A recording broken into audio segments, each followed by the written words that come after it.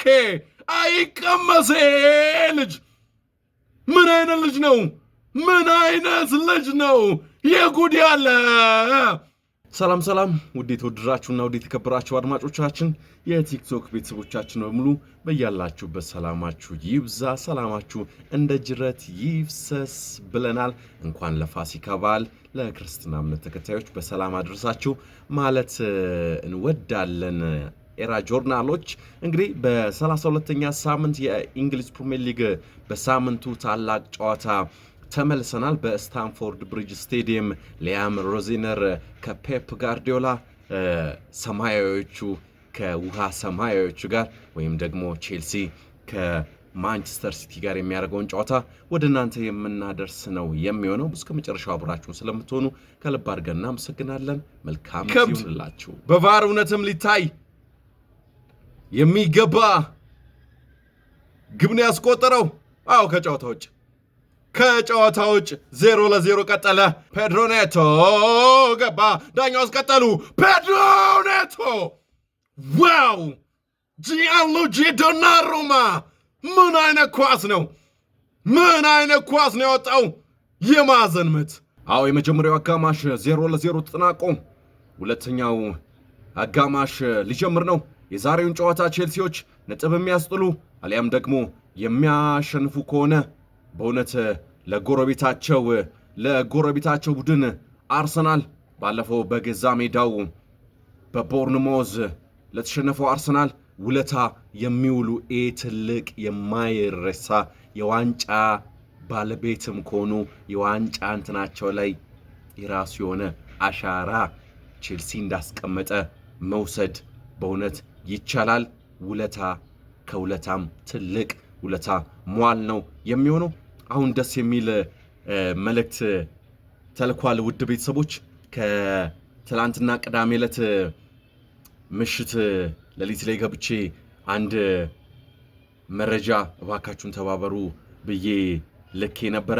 ይህም አንድ ሕፃን ልጅ በዳውን ሲንድሮም ህመም የሚጠቃ ልጅ ጠፍቶ ነበረ፣ እባካችሁን ተባበሩ ብዬ በቲክቶክ አካውንቴ ላይ ልኬው ነበረ።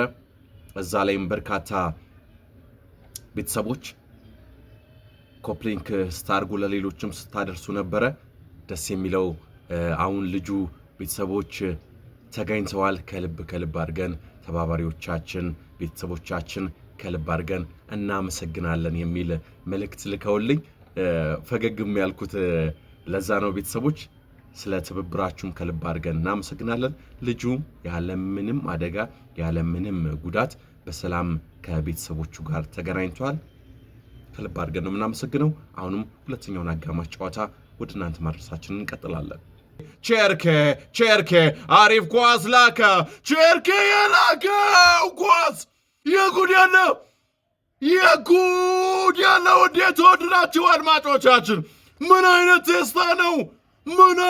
ቴስታ ነው! መረቡን አርገበገበው፣ መረቡን ነቃነቃው። ኦሬል ምን አይነት ከእድሜው በላይ የሆነ በተለይ ደግሞ ለሰሞንኛው አስደናቂው የፔፕ ጋርዲዮላው ማንቸስተር ሲቲ ትክክለኛ የሆነ መልኩን እያሳየ ተገቢውን ብቃት እያስመለከተን ይገኛል። ኦሬሊ ዋው! ምን አይነት ኳስ! ቼርኬ ላከውን ኳስ በቴስታ ወተፈው። ይሄ እኮ ነው ሲቲን አለማመን። ይሄ እኮ ነው ሲቲን ማመን ከባድ የሚሆነው። 1-0 51ኛው ደቂቃ ላይ መምራት ጀመሩ። ማይክል አርቴታ ከዚህ መማር አለበት። ይህንን የአሰልጣኝነት ብቃት ከፔፕ ጋርዲዮላ ተምሮ አርሰናልን አስደናቂ መልክ ሰጥቶታል። አሁንም ግን በእንደዚህ አይነት የጋለ ሰዓት እንዴት ውጤት መያዝ እንደሚቻል ከአሰልጣኙ መማር መቻል አለበት። አገቡ። አሁንም ሌላ ግብ ለማግባት ጥረት እያደረጉ ይገኛሉ። ዶርጉ በግራው የሜዳ ክፍል ላይ ዶርጉ ለቼርኬ ሰጠው። ቼርኬ አሁንም ቼርኬ አሾላልኮ ላከ። የላከው ኳስ የጉድ ያለው ምን አይነት ልጅ ነው? ሪያን ቼርኬ አይቀመሴ ልጅ ምን አይነት ልጅ ነው? ምን አይነት ልጅ ነው?